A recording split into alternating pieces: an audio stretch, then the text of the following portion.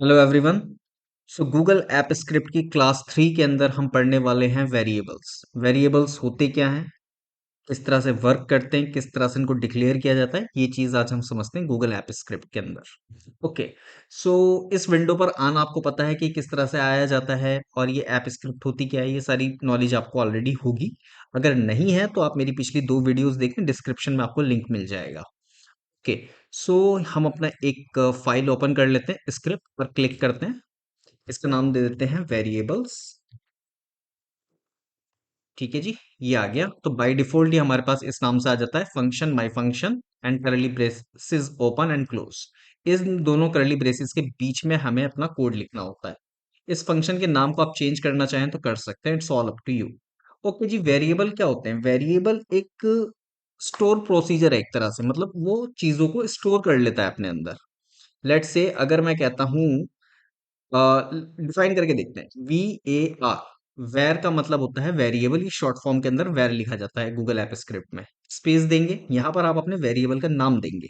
Space देने के बाद लेट से मेरा फर्स्ट हो जाएगा ए नाम से, मैं बनाता हूँ equals to A. Equals to क्या होना चाहिए? 1। ठीक है जी।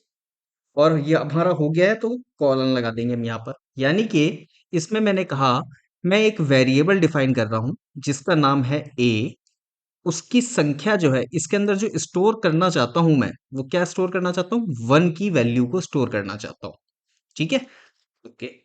एक वेरिएबल और बनाते हैं, वी ए आर। इसका नाम दे देते हैं लेट से बी इक्वल्स टू लेट से 5। ठीक है जी। कॉलन लगा देंगे। कॉलन क्यों लगाते हैं कि जैसे ही आपकी एक लाइन कंप्लीट हो जाती है तो दूसरी लाइन पर अगर आप आना चाहते हो तो कॉलन लगाने के बाद ही आओगे आप, अदरवाइज वो एरर देगा आपको। Then enter. अब मैं चाहता हूं कि ये 1 और 5 दोनों प्लस हो जाए, तो वो किस तरह से होगा? एक तीसरे वेरिएबल के अंदर आप प्लस कर सकते हो इसको। वेर सी बराबर, सी की जो वैल्यू होगी वो बराबर होगी किसके? ए प्लस बी। यानी कि ए के अंदर क्या क्या वैल्यू है? ए के अंदर है 1, बी के अंदर क्या वैल्यू है? 5। तो ए प्लस बी, यानी कि इसका आंसर जो आना चाहिए वो क्या आना चाहिए? 6। सो आंसर को देखने के लिए आप कर सकते हो logger dot log. Logger dot log का मतलब ये होता है कि अगर आप इसको रन कराओगे तो वो आपको स्क्रीन के ऊपर ही दिखा देगा कि आपका रिजल्ट क्या है। ठीक है। ब्रैकेट को करेंगे ओपन, ब्रैकेट को करेंगे क्लोज। अब इन दोनों ब्रैकेट के बीच में लॉग में हम डाल देंगे सी को। ठीक है। सेव कराएंगे इसको और एग्जीक्यूट कराएंगे। अब जैसे ही एग्जीक्यूशन होगा तो ये देखिए यहाँ पर आंसर आ गया हमारा 6। ठीक है। अब इनकी वैल्यू को चेंज कर दो। लेट से इसको कर दो 2, इसको कर देते हैं लेट से 7। ठीक है। और प्लस की जगह पर हम कर देते हैं, चलो प्लस ही कर देते हैं पहले, करा इसको, यानी कि आउटपुट आना आना चाहिए हमारा 9। ये देखिए जी 9। अब इसको आप मल्टीप्लाई कर सकते हो। मैं इसको मल्टीप्लाई कर देता हूँ। सेव करेंगे अगेन एंड एग्जीक्यूट। तो 7 दूनी 14, 14 इज योर आंसर। ठीक है। माइनस कर सकते हो आप, minus. It's all up to you. ठीक है जी। अब ये जरूरत क्यों पड़ती है हमें वेरिएबल्स की, क्या रीजन है इनका? इसका रीजन ये है कि आप बहुत बड़ा कोड लिखते हो, लेट से आप 15-20 लाइन का कोड लिखते हो और बार बार आपको एक वैल्यू 2 को या 7 को पास करना पड़ रहा है। तो अब इसकी जगह पर आप अपने वेरिएबल को पास कर सकते हो। ठीक है। लेट से आपके पास कोई एक नाम है। अब यहाँ पर ये छोड़ देते हैं, ये लीजिए। लोगर के अंदर हम ए लिए करके आ जाते हैं, ए। ठीक है। अब ए की वैल्यू को हम कर देते हैं हेलो माय, हेलो वर्ल्ड कर देते हैं, हेलो वर्ल्ड। ठीक है जी। सेव कराते हैं इसको, रन कराते हैं। अब हमारे पास क्या आएगा? हेलो वर्ल्ड आ जाएगा लोगर डॉट लॉग में। क्यों आया? क्योंकि हमने लोगर डॉट लॉग के अंदर ए को डिफाइन कर दिया और इसकी वैल्यू को चेंज कर दिया। अगर टेक्स्ट वैल्यू है आपकी तो उसको हमेशा डबल कोट के अंदर लिखेंगे। ठीक है। और अगर कुछ नंबर है तो उसको सिंपल नंबर लिख देंगे, 7 8 9 10 जो भी है। ये हेलो वर्ल्ड आपको बार बार लिखने की जरूरत नहीं है, आप ओनली ए को लिख दो। ठीक है। और आगे जाके आप इसकी वैल्यू को चेंज भी कर सकते हो। लेट से var a इक्वल्स टू 1। ठीक है जी। अब बताइए क्या होगा? क्या होगा इस केस में? क्या होगा? क्या आनी चाहिए इसकी वैल्यू? इसकी वैल्यू आनी चाहिए 1। अब रीजन बताता हूँ क्यों।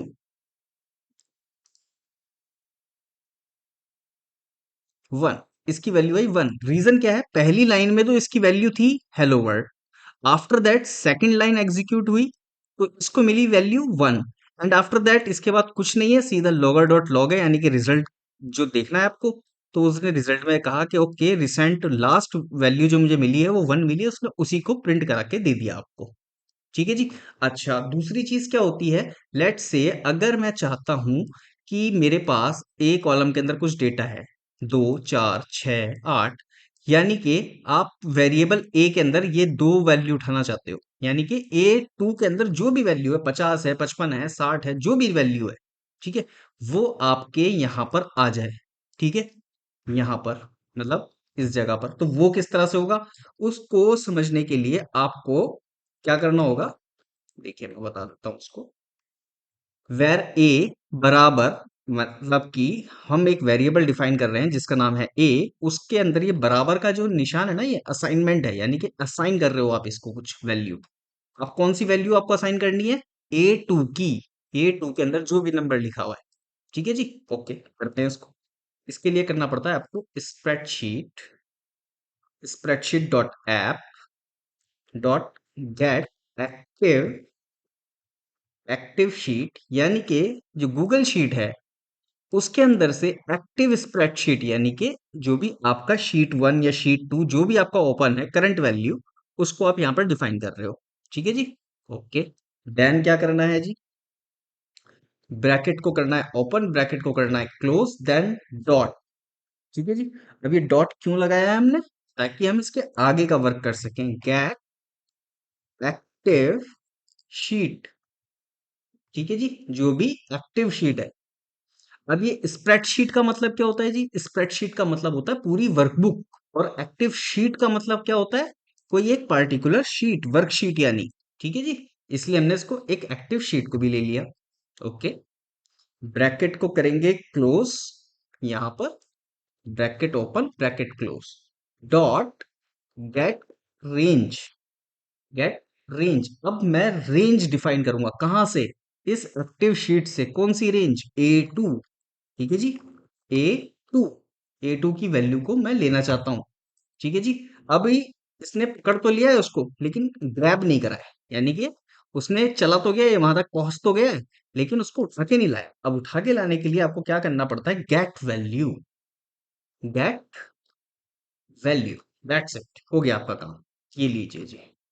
अब यहां पर आइए, आप इसको कर दीजिए कॉलन लगा दीजिए, सेव कर दीजिए इसको, और एग्जीक्यूट करा दो। ये आ गया आपके पास दो। अब यहां पर लेट से आप लिख दो 55, ये लिख दो, इतना बड़ा नंबर लिख दो। ठीक है जी। अब इसको आपको वापस से क्या करना पड़ेगा, रन कराना पड़ेगा। ये देखिए जी, आ गया आपके पास आंसर। ठीक है जी। तो ये होते हैं वेरिएबल्स, एक होते हैं हमारे पास ग्लोबल वेरिएबल। अब ग्लोबल वेरिएबल क्या होते हैं जी, ग्लोबल वेरिएबल वो होते हैं जो फंक्शन से ऊपर लिखे जाएं। लेट से यहां पर मैं लिखता हूं वेर b इक्वल्स टू 55। ठीक है जी, और यहां पर भी हम 55 ही लिख देते हैं। ठीक है जी। अब इसका आंसर मैं चाहता हूं 10 होना, 110। तो अब मैं चाहता हूं कि यहां पर एक वैल्यू आ जाए, ए प्लस डी, इस तरह से लॉगर डॉट लॉग के अंदर एग्जीक्यूट कराओ इसको। देखते हैं क्या आंसर आएगा इसका, 110 आ गया। क्यों आया, क्योंकि डी के अंदर 55 है, और A2 के अंदर भी 55 है, तो 55 + 55 दैट मीन्स 110, तो यहां पर आपका आंसर आ गया। तो ये ग्लोबल वेरिएबल कहलाया, कौन सा, डी का। अब ग्लोबल वेरिएबल एक्चुअली होता है क्या है, कि आप यहाँ पर मल्टीपल फंक्शन भी लिख सकते हो। लेट्स से फंक्शन आप लिखना चाहते हो एक और, ठीक है जी, कुछ भी नाम दे दो उसको, हेलो नाम दे दो उसको। ठीक है, bracket open bracket close, then curly braces open and close. यहाँ पर भी कोई भी आप अपना कोड लिखोगे तो इस डी वाले को आप यूज कर सकते हो। ठीक है, मल्टीपल फंक्शंस के अंदर आप ग्लोबल वेरिएबल को यूज कर सकते हो, लेकिन इस ए नाम के वेरिएबल को आप यूज नहीं कर सकते। रीजन, क्योंकि ये इसके अंदर है, इन करली ब्रेसिस के अंदर है।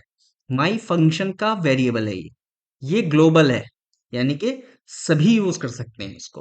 तो ये डेफिनेशन होती है वेरिएबल्स की।